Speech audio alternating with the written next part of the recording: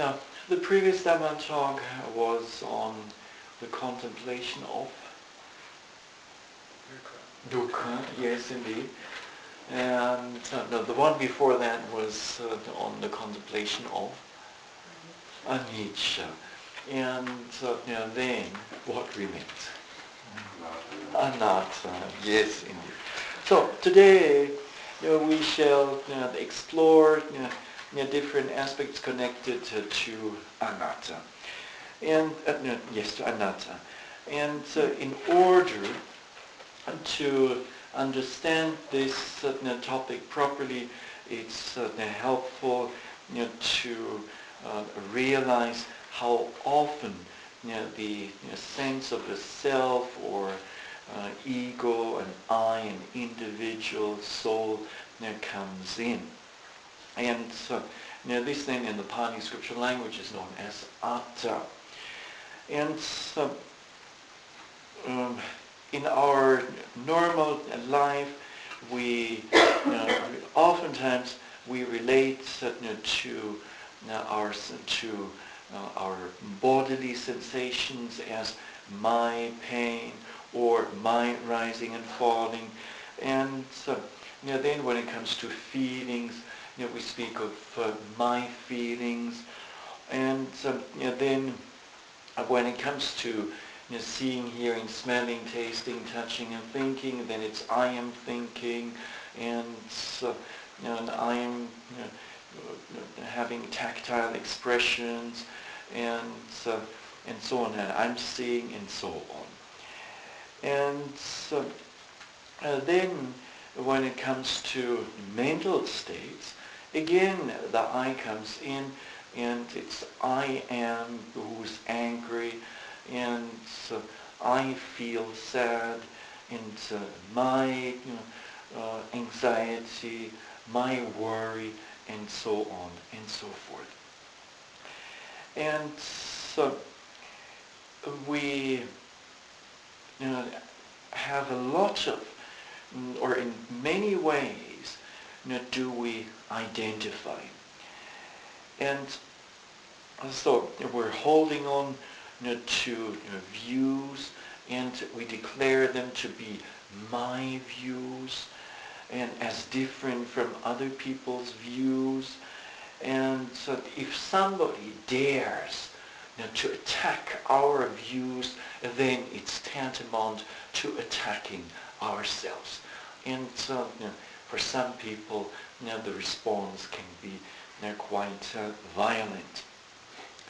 And then we tend to identify with our status in society. So if we happen to belong to some higher social strata, then we become very proud and conceited because of this. And people identify themselves with their profession, and they try to bring this across in a conversation. Yes, I'm this big businessman, and I'm owning this much property, or I'm this famous, world-famous professor who has just come up with a new theory, and so on and so forth. And sadly enough, we also identify with our nationality, and thinking, well, Australians are first in the world, and everything else comes second or third. And well, I'm just making up this.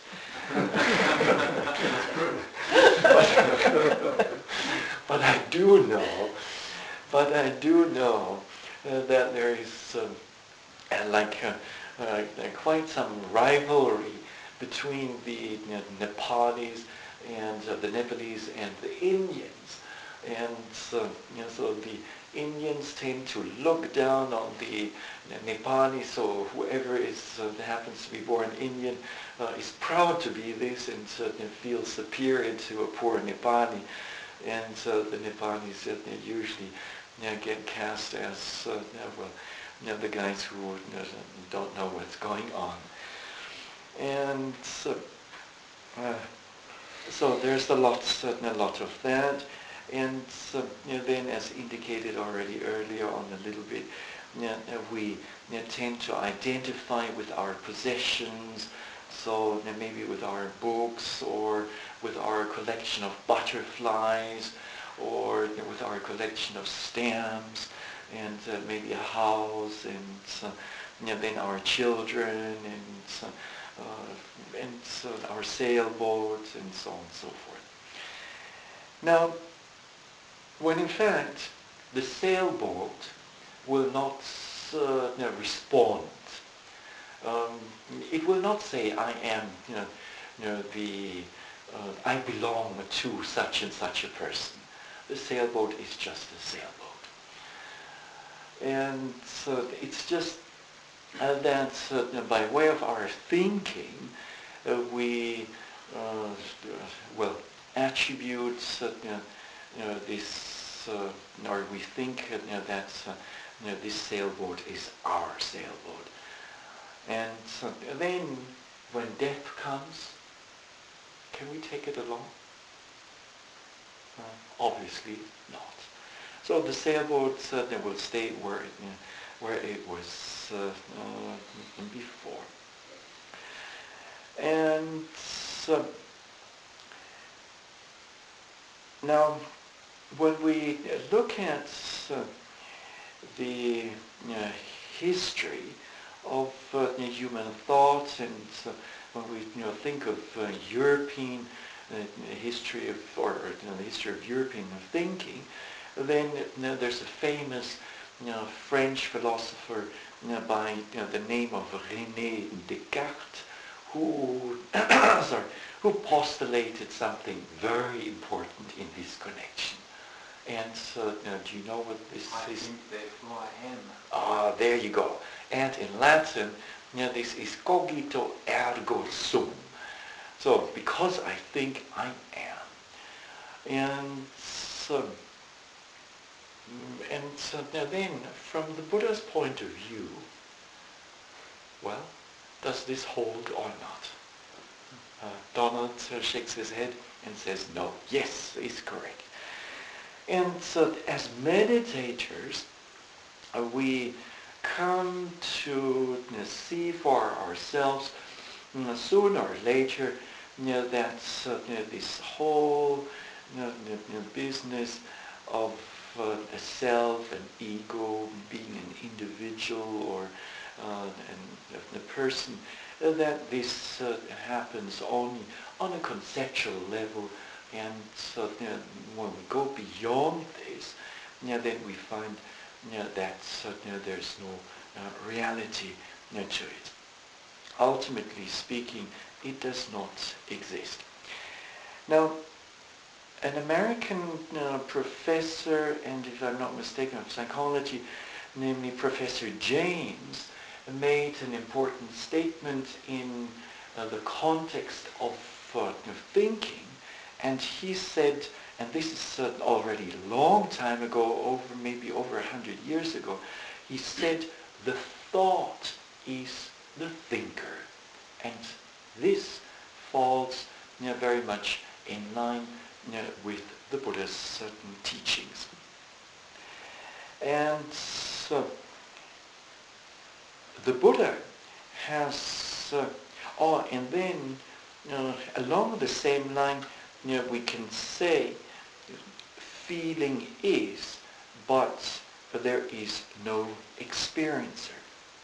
Now, in the Visuddhimagga, namely its 16th chapter, we find a verse that brings all of this to a point. And I quote, mere suffering exists, no sufferer is found. The deeds are, but no doer of the deeds is there. Nibbana is, but not the man or the woman that enters it. The path is, but no traveler on it is seen. Now, for all of our discussion, forthcoming discussion of anatta, we have to distinguish between conventional reality and ultimate reality. And if we don't make this distinction, then easily or confusion may arise. And so on a conventional level, when we talk to each other, then it's helpful, if not necessary, to use personal pronouns like I, and certainly you, and he, and she, and we, and you, and they. And possessive pronouns are also helpful. However, when it comes to a discussion of atta versus anatta from an ultimate point of view, then the usage of personal pronouns and possessive pronouns is not that useful anymore. And the Buddha himself has made this distinction, and he made it very clear that when he uses worldly or conventional expressions, that these are just worldly designations and nothing more. It's just a way of bringing a certain meaning across.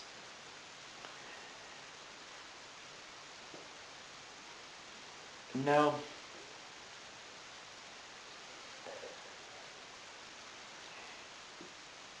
in the context of anatta, we can take a look at the etymology of the word, and we will then understand slightly better. Now, the Pali term anatta can be, or is a compound term, which is made up of two parts, namely na and atta, or an and atta. And na is a negative prefix, and atta is the apparent self, or person, or being, or individual, or entity.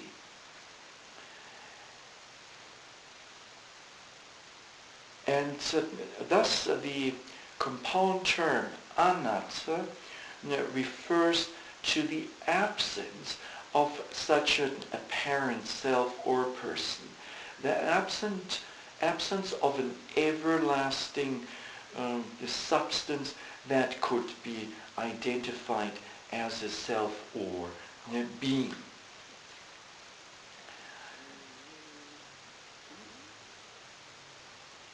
And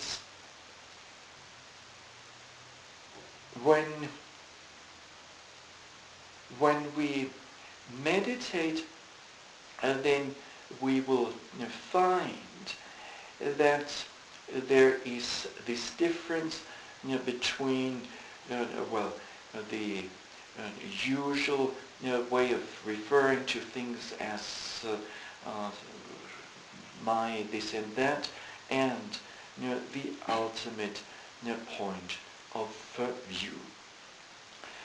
And the question whether a self really exists or not has been discussed in different ways over many centuries. And different people have proposed different ideas. And for instance, in Hinduism, in the Upanishads, there is mention of a self, of the so-called Atman.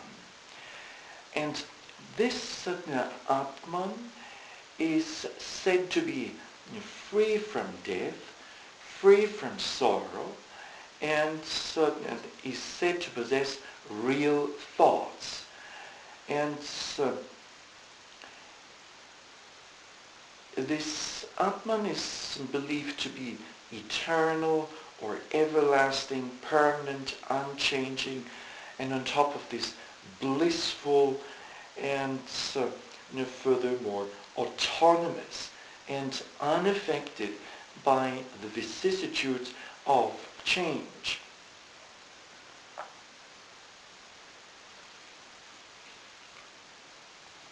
Now, the Buddha went out of his way to defeat these various notions of the existence of a self.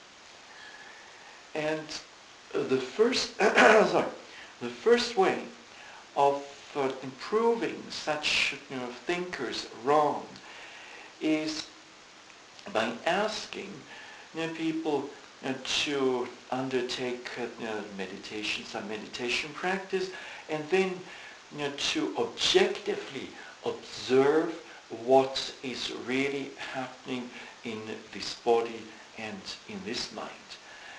And when one does so, just like all of you are doing, and then one finds that in the end there are only physical and mental formations occurring. Or, to put it differently, we find only the primary elements at work, or we find only the five aggregates. So the aggregate of materiality, of feelings, of perceptions, mental formations, and consciousness.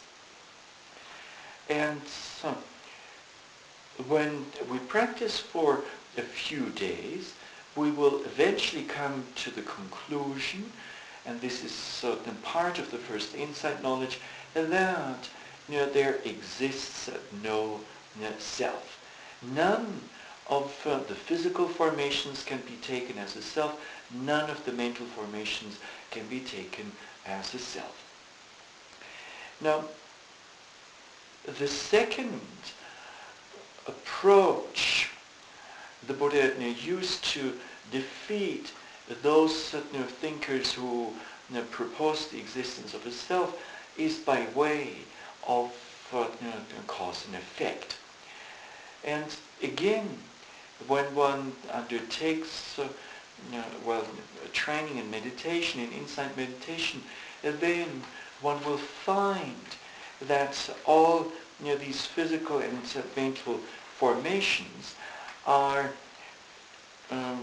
connected by cause and effect, which then imply, and this is without any exception whatsoever, and the implication then is that there is no room for a self to come in, for an autonomous entity to come in which is in control of things.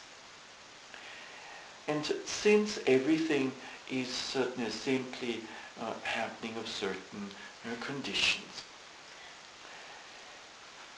And when we practice, we find that certain formations are all conditioned formations are subject to the universal characteristic of impermanence, anicca.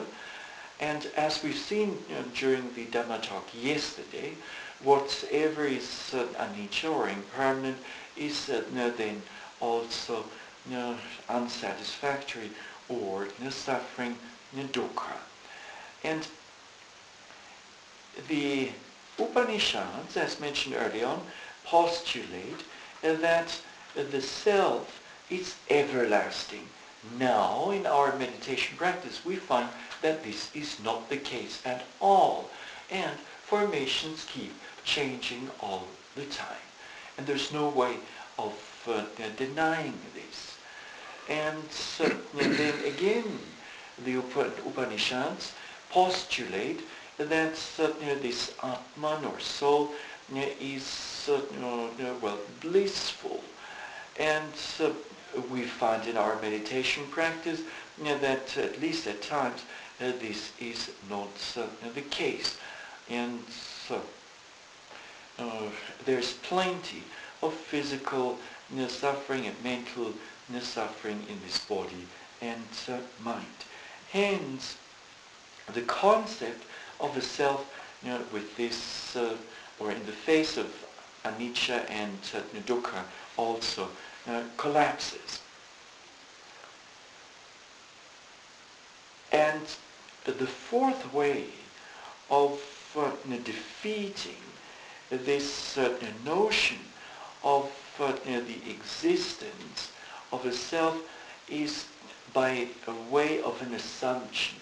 Let us assume that the self really exists and that it is the sovereign and the causer of all what we do and say and think and so on.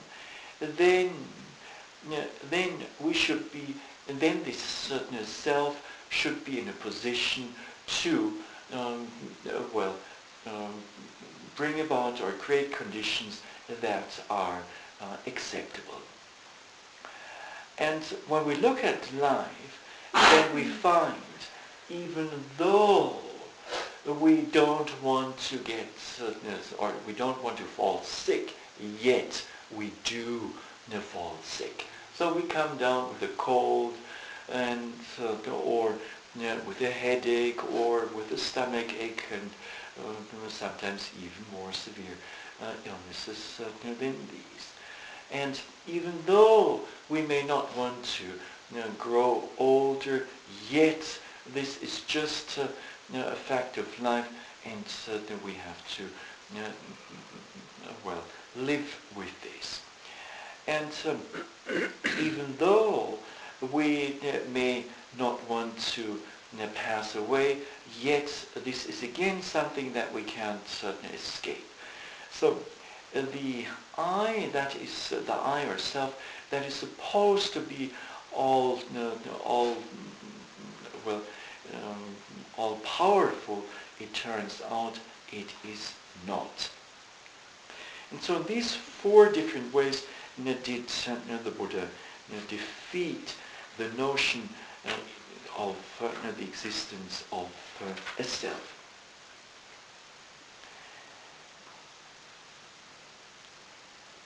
Now, the problem with the I or the self is that it's just an imagination. And so this in the Pali language is known as mannita, such as I, the term I am, it would be such a imagination or a form of imagining.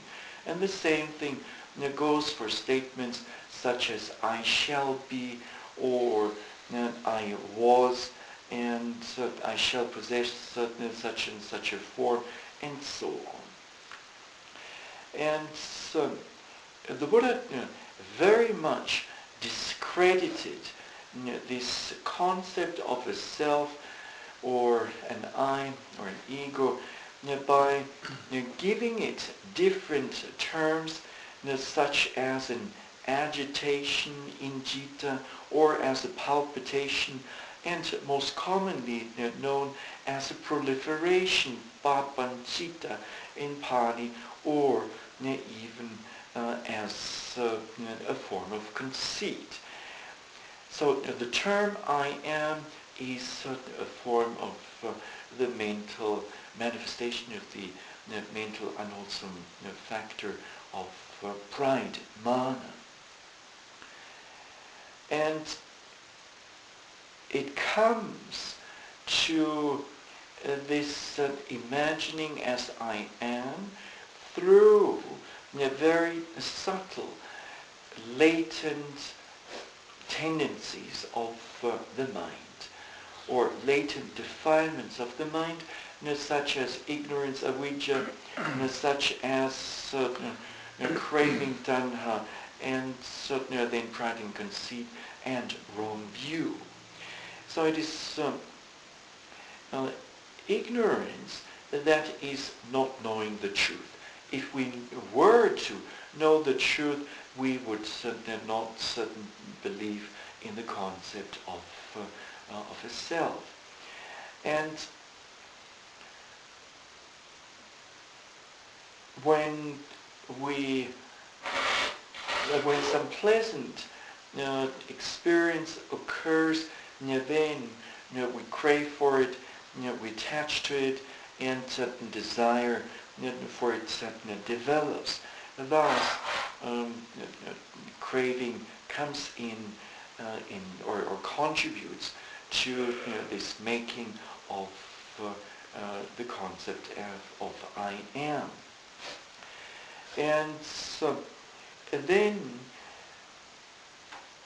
pride and conceit plays a role in the sense that we take ourselves as the standard of judgment. So what we think is right, and certainly we judge everything else against this. And finally, wrong view comes in the sense that we believe, truly believe in the existence of such a self, when ultimately speaking, there is no such a thing as a self. Now, from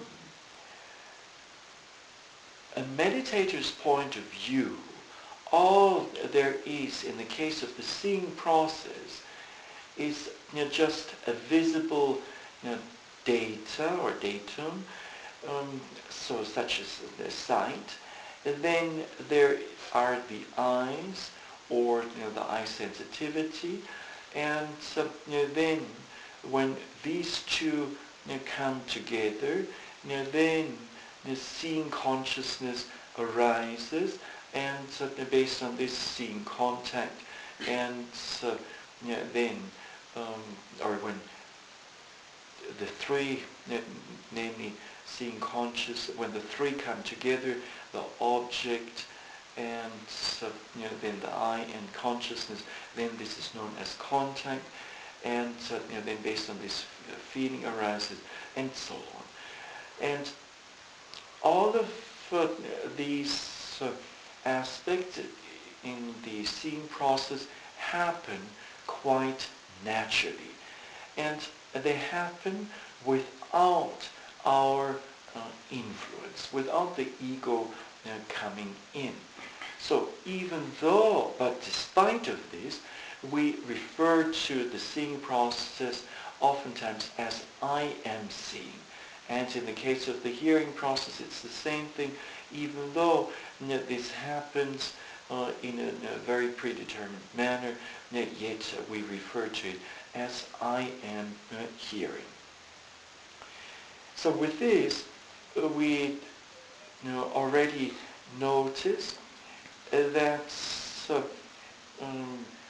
the concept of a self really doesn't have that much of a foundation.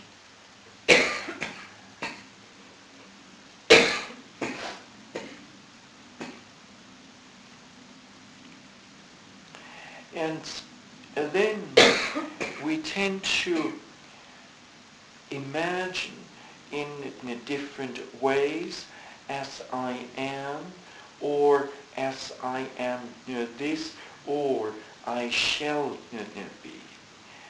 And all of these are wrongful notions.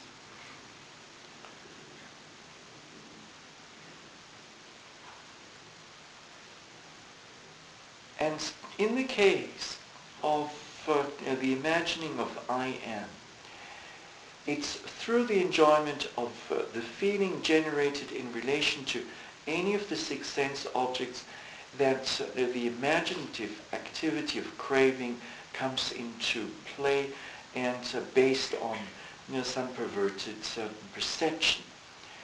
And then based on this, conceit comes in, and the notion of I is added, and then then it's I am seeing, and this then later on leads to the arising of wrong view, namely one believes that an I exists because one was because one takes the seeing process as something personal.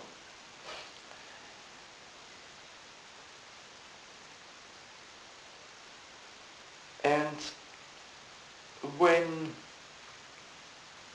we meditate, then we find that formations are taking place of their own accord, whether we like it or not.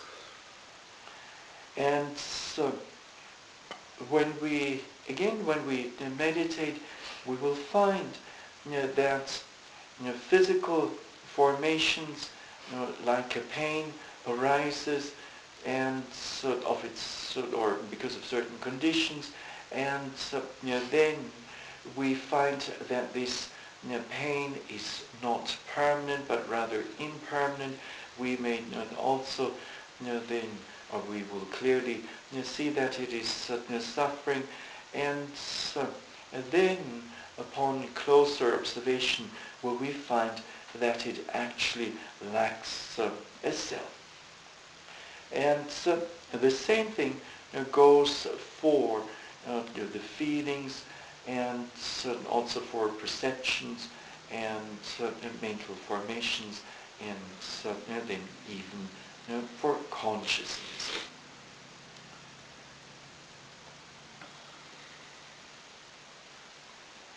Now,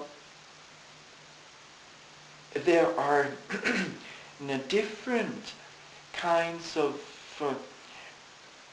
personality beliefs, namely the belief to be identical with the with the aggregate of materiality, of feelings, and so on. So there are 5 of these. Then there's a wrongful belief of being contained, the self being contained in these 5 aggregates, and then furthermore there is a possible belief of being independent of the 5 aggregates, and lastly there are another 5 wrongful beliefs that one is the owner of these 5 aggregates, all the formations connected with them.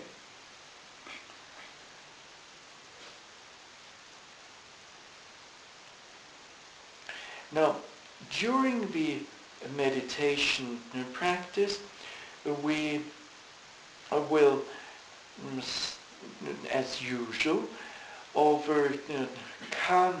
we will keep the precepts, and then overcome the 5 hindrances. With this, the mind gains some purity, and then the distinction between mind and matter becomes possible.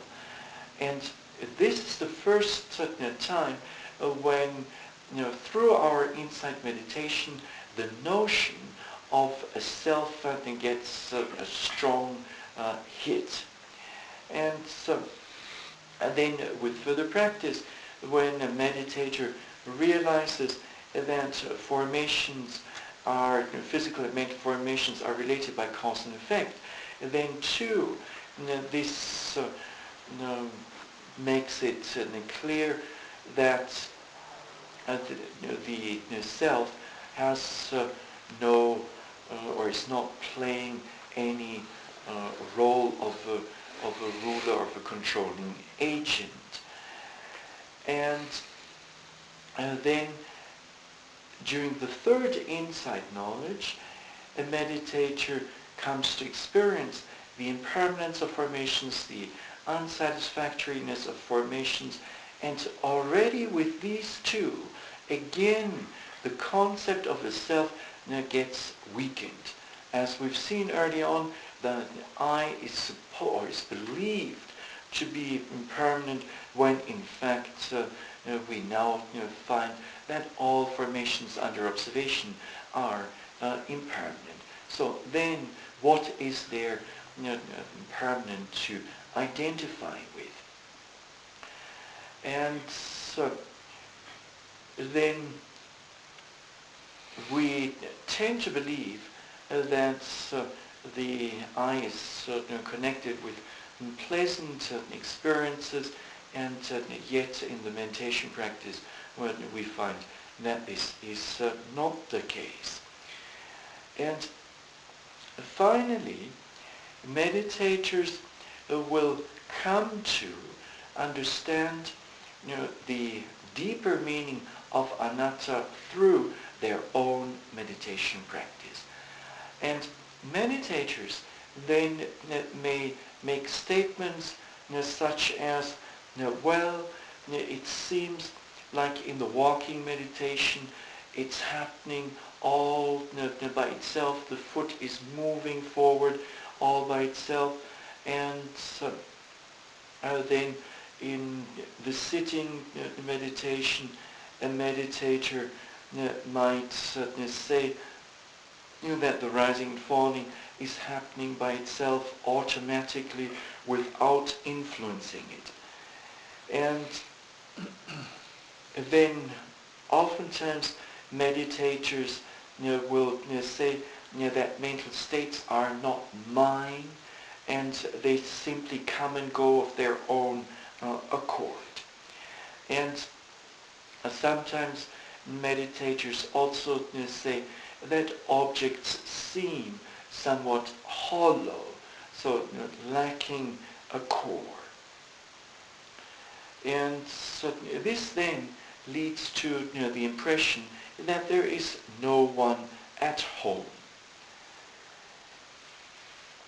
Now, with further practice, a meditator will come to a point where he or she sees, first not that clearly, but later on more so, how all formations are dissolving. And when this particular knowledge comes to maturity, and then a sense of emptiness arises. Now, emptiness, again, is one of the aspects of anatta. So whatever an object is there, it seems empty. And then with further practice, a meditator will keep going through the different insight knowledges, and then realize that, or will realize different aspects of anatta. And then, just like with the other two universal characteristics, when the mind falls on the aspect of anatta with regard to some predominant object, then with this one mind, if conditions are conducive, then enter into or experience path and fresh knowledge which takes nibbana as an object, and thus anatta becomes the gateway to liberation.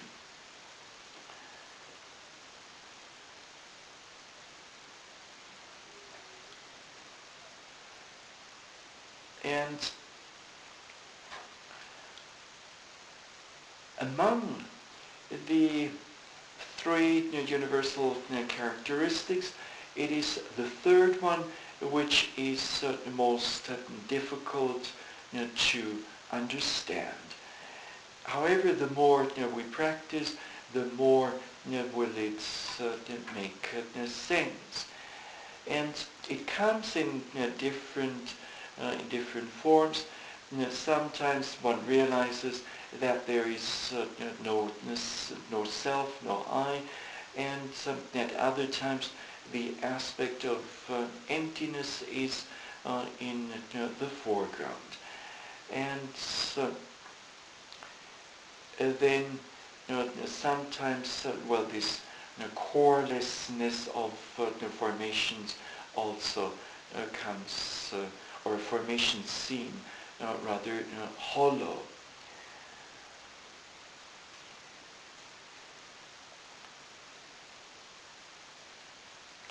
Now, just like with the other two universal characteristics,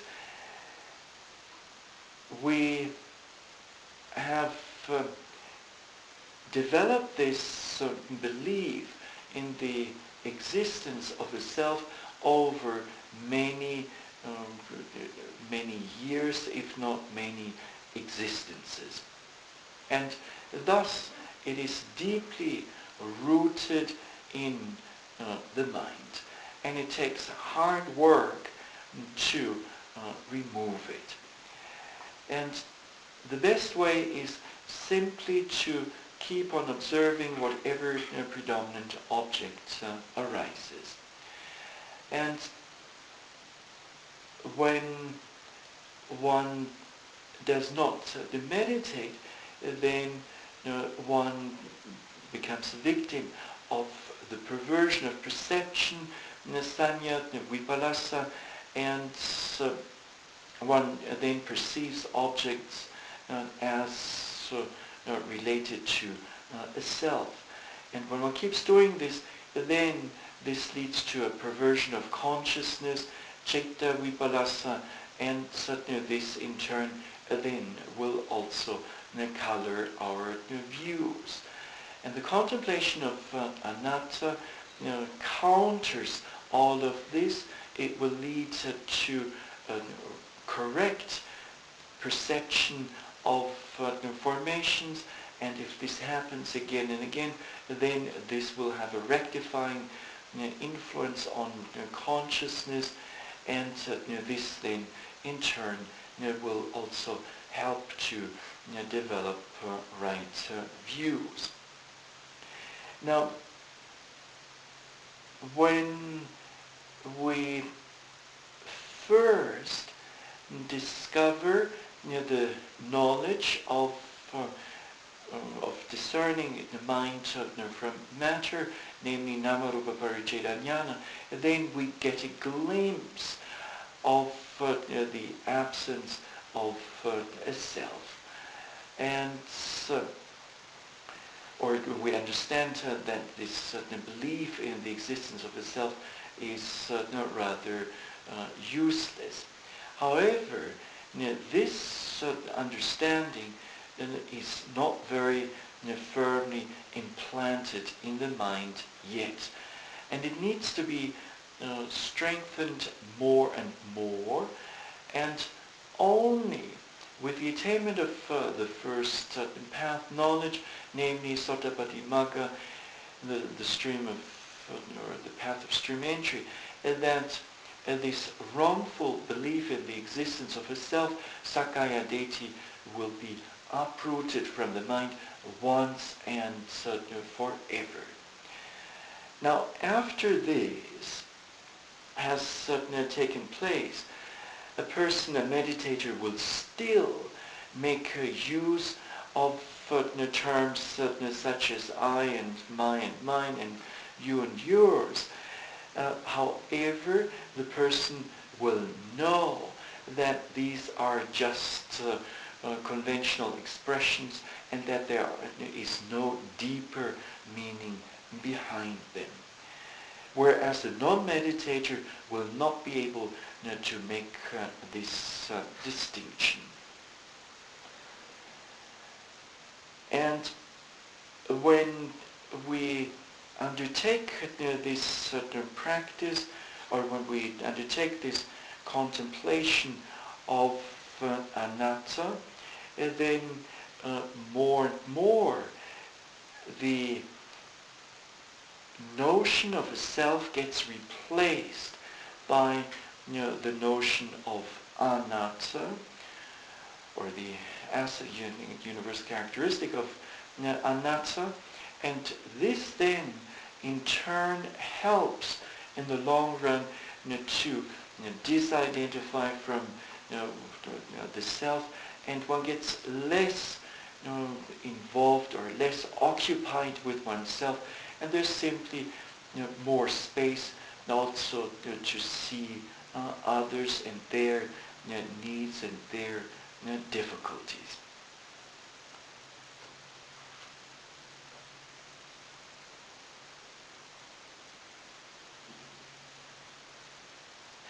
Now, the Venerable Sayadaw U Pandita, who's practiced for a long time, is somewhat unique in the sense that when he speaks of himself, and then he refers to himself as Dhamma in the Burmese language.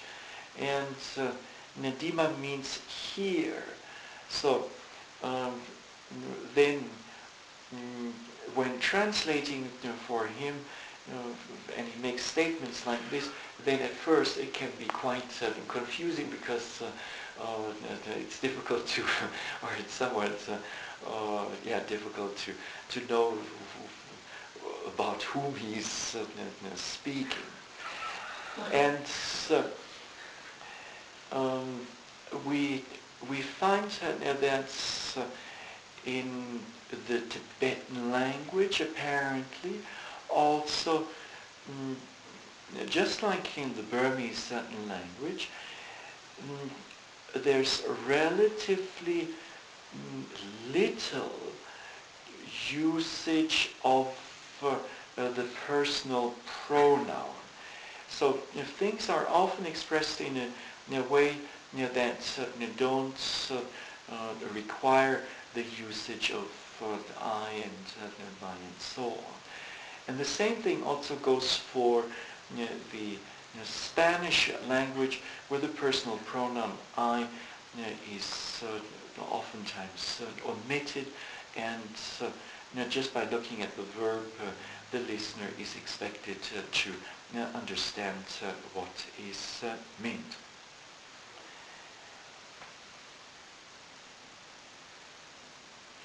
So this is about all for now on the anatta, and let me conclude today's Dhamma talk by wishing that may all of you gain a very direct understanding of anatta, and may this help you to progress on the path, and eventually may it lead to the attainment of path and fruition knowledge, and may you thus gain the peace of Nibbana, which in itself is said to be, or to share, the characteristic of anatta. And as such, it is included in the term Dhamma, and it's different from the sankharas, the conditioned formations, which are said to be anicca, dukkha, and anatta. So may a deep understanding of anatta be yours. And this is it. Sadhu, sadhu, sadhu.